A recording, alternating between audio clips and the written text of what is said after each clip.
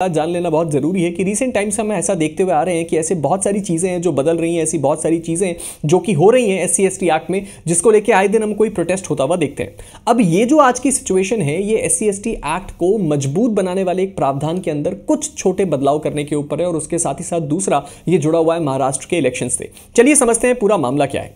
ये जो पूरा का पूरा मामला है, ये जुड़ा हुआ है हमारे देश के अंदर जो SC ST एक्ट है उससे, जो कि बात करता है किसके बारे में सर? शेड्यूल कास्ट और शेड्यूल ट्राइब्स के बारे में, यानी कि प्रिवेंशन ऑफ एट्रोसिटीज एक्ट के बारे में मैं बात कर रहा हूं। इस जो आपका एट्रोसिटीज एक्ट है उसका सेक्शन नंबर 18 हमें यह कहता है कि अगर कोई भी ऐसा व्यक्ति है जो कि क्या करता है सर, कोई अपराध करता है या उसके ऊपर ऐसा आरोप लगता है कि उसने SC ST एक्ट के खिलाफ कोई अपराध किया है, तो उसको एंटीसिपेटरी बेल नहीं मिल सकती। जिसका मतलब है कि अगर वो व्यक्ति कोर्ट में आके ये बोले कि अभी तक मुझे पुलिस ने अरेस्ट नहीं किया है, लेकिन मुझे इस बात की पूरी उम्मीद है कि पुलिस मुझे अरेस्ट कर सकती है SC ST एक्ट में, तो कोर्ट उसको एंटीसिपेटरी बेल इस मामले में नहीं देगी, यानी कि अरेस्ट होने से पहले ही उसको बेल नहीं मिल सकती, उसको अरेस्ट होना ही पड़ेगा।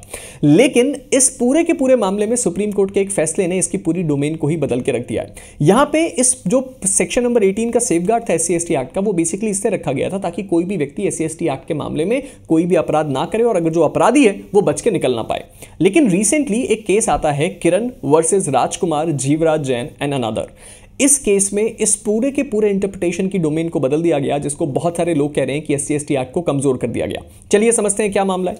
यहां पे एक इंसिडेंट है महाराष्ट्र के इलेक्शंस के बाद का, यानी कि महाराष्ट्र में साल 2024 में इलेक्शंस हुए, उसके बाद जो एक दलित परिवार था जिसको असॉल्ट और अब्यूज किया गया, जिसके तहत एक SC ST एक्ट का केस बना।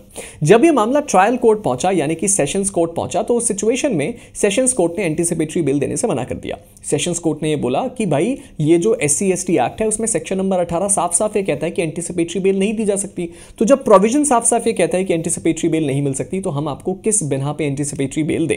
अब इस सिचुएशन में यहां पे ये बोला गया कि सर एंटीसिपेटरी बेल नहीं मिल सकता, क्योंकि प्राइमा फसाई देख के ऐसा लगता है कि SC ST एक्ट का केस बना है। जब ये मामला बॉम्बे हाईकोर्ट पहुंचा, तो बॉम्बे हाईकोर्ट ने इस मामले में एंटीसिपेटरी बेल दे दी, यानी कि जो आरोपी व्यक्ति था जिसके ऊपर आरोप था कि उसने उस परिवार को असॉल्ट और अब्यूज किया है, उसको बॉम्बे हाईकोर्ट ने एंटीसिपेटरी बेल दे दी, और उन्होंने ये बोला कि इसको देख के ऐसा लगता है कि ये जो पूरा आरोप था ये पॉलिटिकली मोटिवेटेड था, यानी कि पॉलिटिक्स के कारण यह काम किया गया। अल्टीमेटली यह मामला पहुंचता है सुप्रीम कोर्ट। सुप्रीम कोर्ट में जब यह मामला पहुंचता है तो सुप्रीम कोर्ट हाई कोर्ट के फैसले को बदल देती है। लेकिन अगर सुप्रीम कोर्ट ने हाई कोर्ट के फैसले को बदल दिया, यानी कि एंटीसिपेटरी बेल देने से मना कर दिया, तो यह कंट्रोवर्सी क्यों बन गई और ये SC ST एक्ट में नुकसान कैसे किया? चलिए समझते हैं। यहां पे सुप्रीम कोर्ट ने यह बोला कि सेक्शन नंबर 18 का जो SC ST एक्ट का प्रावधान है वो साफ साफ ये कहता है कि एंटीसिपेटरी बेल नहीं दी जा सकती, लेकिन हम इसमें एक एक्सेप्शन बनाते हैं। और सुप्रीम कोर्ट ने यह बोला कि अगर कोई प्राइमा फसाई केस, यानी कि प्राइमा फसाई प्रारंभिक तौर पे, शुरुआती तौर पे अगर देखा जाए और ऐसा देख के लगे कि कोई केस नहीं बनता है, तो उस सिचुएशन में हम एक व्यक्ति को एंटीसिपेटरी बेल दे सकते हैं। यानी कि सुप्रीम कोर्ट ने साफ शब्दों में यह कह दिया कि अगर कभी भी कोई भी मामले को तह तक देखा जाए और देख के ऐसा लगे कि कोई सिचुएशन ऐसी है जहां पे एक व्यक्ति के खिलाफ गलत SC ST केस फाइल किया गया है, या वो किसी और कारणवश ज्यादा स्ट्रॉन्ग केस नहीं है, या उस केस में कोई भी सबूत नहीं है, तो उस सिचुएशन में किसी भी आरोपी व्यक्ति को SC ST एक्ट में भी एंटीसिपेटरी बेल ग्रांट करी जा सकती है। और इसके बाद इन्होंने क्या बोला कि सर इसका मेन जो कारण था उन्होंने दिया कि SC ST एक्ट की डिग्निटी भी हमें प्रोटेक्ट करनी है, उसके साथ ही साथ हमारे देश के बाकी लोगों के राइट्स को भी प्रोटेक्ट करना है। और इस केस में, यानी कि यहां पे जहां एक दलित परिवार के साथ महाराष्ट्र में गलत हुआ था, वहां पे सुप्रीम कोर्ट ने उस व्यक्ति को एंटीसिपेटरी बेल देने से मना कर दिया। यानी कि इस केस में तो एंटीसिपेटरी बेल खारिज कर दी, लेकिन आने वाले बाकी सभी केसेस के लिए सुप्रीम कोर्ट ने बोल दिया कि भाई खुद चेक करिए, अगर आपको लगता है मामला स्ट्रांग है तो ठीक है, वरना आप सामने वाले व्यक्ति को सेक्शन नंबर 18 होते हुए भी एंटीसिपेटरी बेल ग्रांट कर सकते हैं। इसके बाद क्या होता है सर? इसके बाद वही होता है जो हम और आप एक्सपेक्ट कर सकते हैं। इसके बाद पूरे नेशन वाइड अलग अलग लेवल पे प्रोटेस्ट चलते हैं, लोग इसका विरोध कर रहे हैं, और लोग ये बोल रहे हैं कि ये SC ST एक्ट को धीरे धीरे कमजोर करने की कोशिश है, क्योंकि ये उसके one of the best protections में से एक था। अब इस सिचुएशन में हमें और आपको मिलकर ये सोचना है कि क्या सच में ये एक बड़ा मूव है, एक अच्छा मूव है जहां पे हमने कुछ राइट्स को प्रोटेक्ट करने की कोशिश करी, या फिर ये एक गलत मूव है जिसके बारे में सुप्रीम कोर्ट को जल्द से जल्द दोबारा सोचना चाहिए? आपको इस मसले पे क्या लगता है? क्या SC ST एक्ट में एंटीसिपेटरी बेल मिलनी चाहिए या नहीं? आप नीचे कमेंट सेक्शन में जरूर बताइएगा।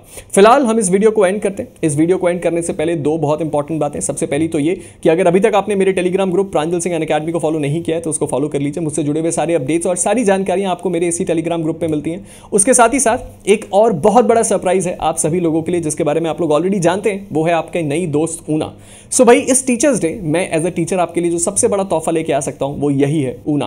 तो बहुत सारे आप लोगों के सवाल हैं, बहुत सारी चीजें आप लोग जानना चाहते हैं, सोचना चाहते हैं। मैं बस इतना कह सकता हूं, आपका एक नया बेस्ट फ्रेंड आ चुका है जो आपकी इस पूरी प्रिपरेशन को एनहांस करेगा।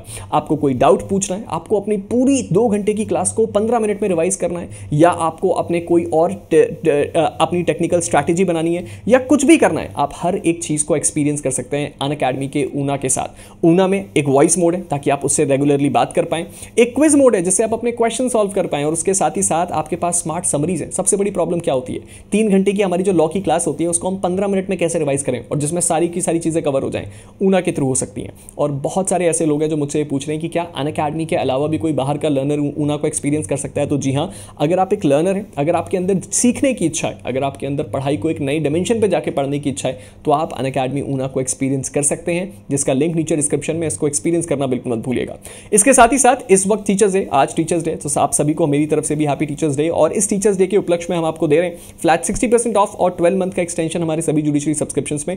तो अगर आप एक ऐसे लर्नर हैं जो अनअकैडमी के साथ जुड़ के अपनी जुडिशरी की तैयारी को आगे बढ़ाना चाहते हैं, तो आप ज्वाइन कर सकते हैं अनअकैडमी जुडिशरी को। इसके लिए आप मेरा कोड PS का इस्तेमाल करेंगे तो आपको इंस्टेंट 60% का डिस्काउंट और ये 1 साल का एक्सटेंशन भी मिल जाएगा। उसके साथ ही साथ आपको कुछ और एक्स्ट्रा फीचर्स भी मिल जाएंगे। इसके साथ ही साथ इस बात को भी बिल्कुल मत भूलिएगा कि इस वक्त बहुत सारे स्टेट्स का APO, ADPO, ALO, JLO की बैचेस आ रही हैं। तो इन सभी की बैचेस का जो लाइव कोर्स है हमारे प्लेटफॉर्म पे ऑलरेडी शुरू हो चुका है। इसको भी अगर आपने ज्वाइन नहीं किया है तो जरूर ज्वाइन कीजिए। And at last but not the least, आपकी छत्तीसगढ़ का एग्जाम आने में बहुत कम समय बचा है और इसी प्रिपरेशन को बूस्ट करने के लिए अनअकैडमी आपको दे रहा है कंप्लीट टेस्ट सीरीज कवरेज, जो कि है फ्री टेस्ट सीरीज के बराबर ही, यानी कि 1 रुपए में अनअकैडमी की टेस्ट सीरीज। तो इसको भी आप ज्वाइन करना बिल्कुल मत भूलिएगा। मिलते हैं आप सभी के साथ एक नई वीडियो में, तब तक के लिए स्टे मोटिवेटेड एंड कीप